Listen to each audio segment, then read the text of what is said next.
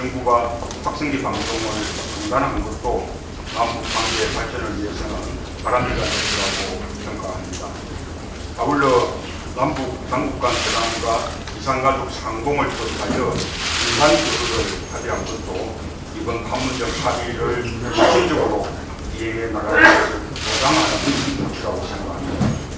우리는 남북 당국 간 협상을 통해서 한반도에 조성된 긴장을 해소한 정부의 노력에 대해서 높이 평가하며 장시간 협상에 임한 정부 대표단의 노고에 대해서도 시하하는 바입니다.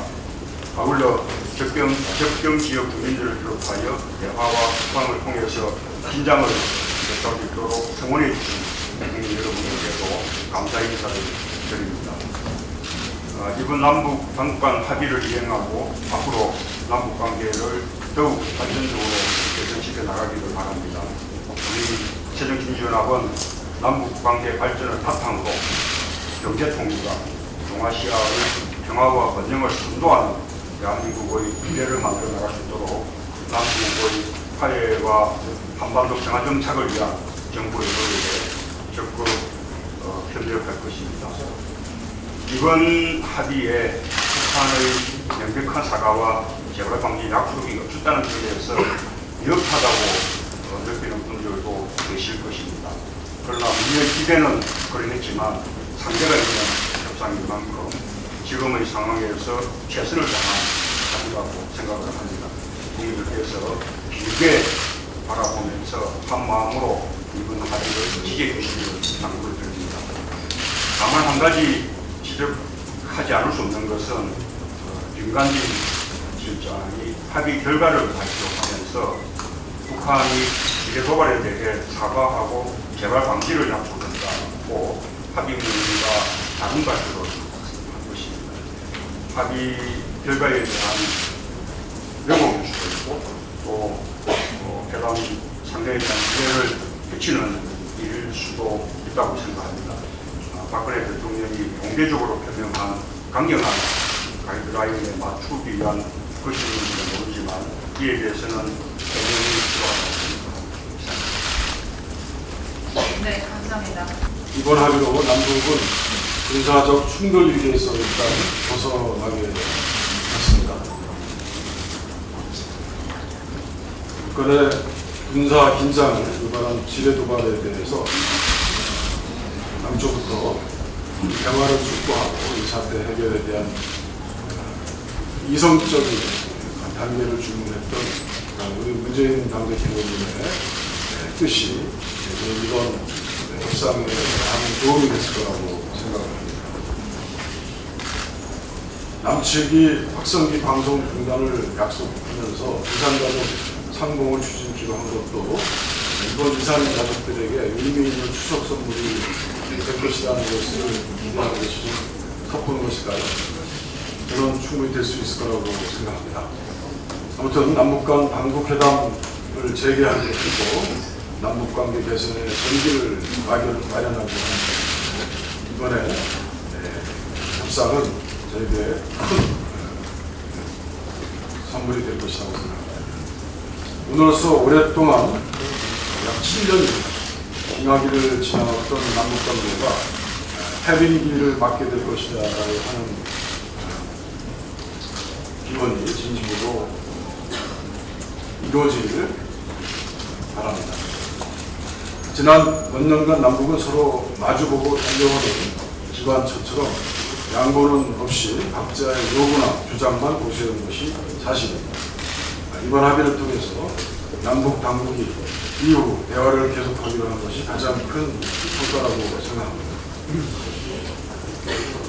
그러나 오늘 대표께서 말씀하신 것처럼 김관진 당국자 회담의 결과를 과장되게 말씀하신 것이 흠으로 치셨습니다. 이렇게 되면 북한도 건군 창군 70년을 앞두고 김정은 띄우기에 이 회담을 활용하고 제대로 내용을 밝히지 않는 북한 측 주민들의 선무 행동에 대해서도 저희가 할 말이 없어지지 않겠느냐 이런 걱정도 하게 됩니다. 어떻든 7년 동안에 꽁꽁하러 붙었던 이 남북관계를 문고리를 열고 헤쳐서 서로의 기회를 마련했다는 것, 그것은 큰 성과다 이렇게 잡혀갑니다. 그러나 이제 남북관계는 지금부터 시작이다 이렇게 생각합니다. 이명박 정부 이후에 남북관계 신뢰는 바닥난 상태였다고 보는 것이 맞지 않겠습니다. 한순간에 문제로 이 결정적으로 치달을 수 있는 변수들을 모조리 해결할 수 있다 이렇게 해석할 것이고 또 그런 판단입니다.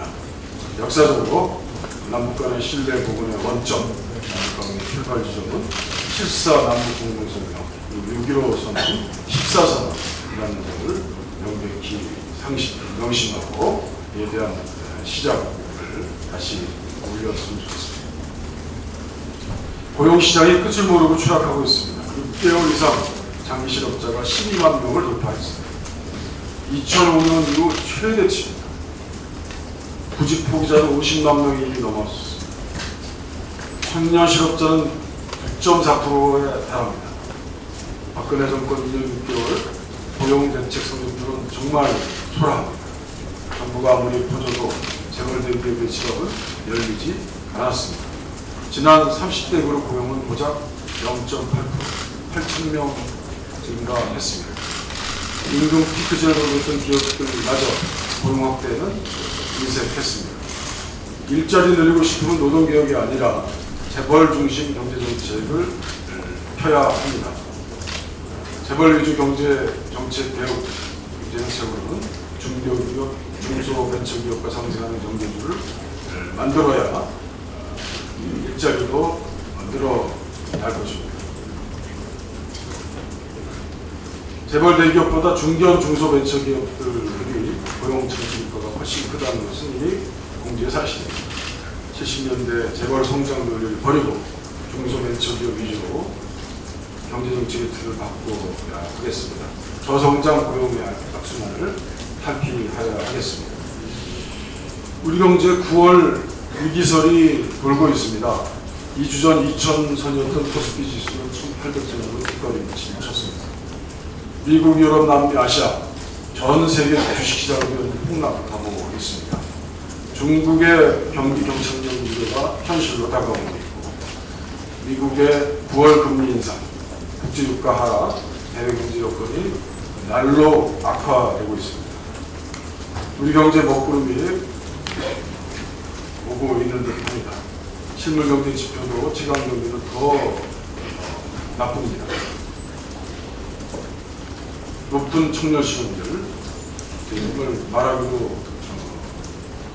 입이 아픕니다. 저임금 고물가, 자영업 몰락, 이명박 박근혜 정권은 7년 반 사탄.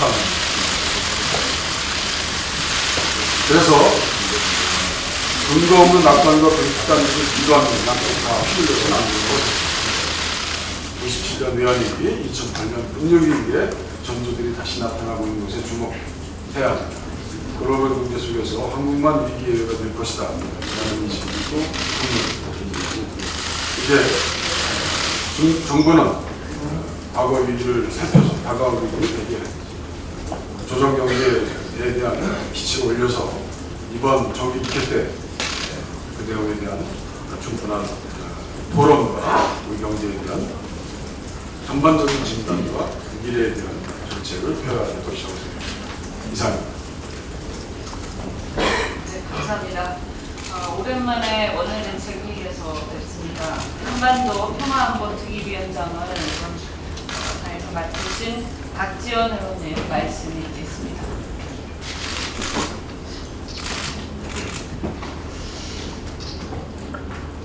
이렇게 한반도 평화가 진전되는 가장 안정의 한반도 안보를 제기하는 6가지 항사, 남북 공이 의미난 아주 성공적인 항사를 이루어낸 남북 정부에게 축하의 말씀을 드립니다. 특히 전술적 전략적 입구 전력과 출구 전략 적당히 혼합해서 좋은 기사를 제공했습니다. 사실 우리는 한반도에서 전쟁을 가장 두려워하고 있습니다. 북한은 미국이 무서워서 전쟁을 일으키지 못하고 우리 남한은 미국이 못하게 해서 전쟁을 일어나지 않습니다. 또한 이번 중국의 전승절도 합의에 큰 영향을 미칠 것으로 평가합니다. 이만큼 미국과 중국은 우리나라의 중요한 나라이다. 하는 것을 다시 한번 생각했습니다. 확성기 B라보다 더 좋고 효과적인 것은 교류협력을 통해서 북한을 개혁 개방의 길로 이끄는 것입니다. 2000년 6.15 남북 정상회담 후 북한은 개혁 개방 우리 문화의 동질성도 여러 가지 면에서 우리는 확인했습니다. 따라서 정부는 확성기 B라보다 더 좋은 효과적인 방법으로 북한과 교류협력의 확대를 해야 한다는 것을 다시 한번 말씀드립니다. 앞으로 우리 정부는 이산가족 상봉, 5.24 조치 해제, 금강산 개성 관광 재개 등 보다 더 큰 남북 협력을 이루는 데 노력해야 할 것입니다. 우리 정부에서도 북한이 대화의 테이블로 나오면 이러한 것을 논의하겠다고 했습니다.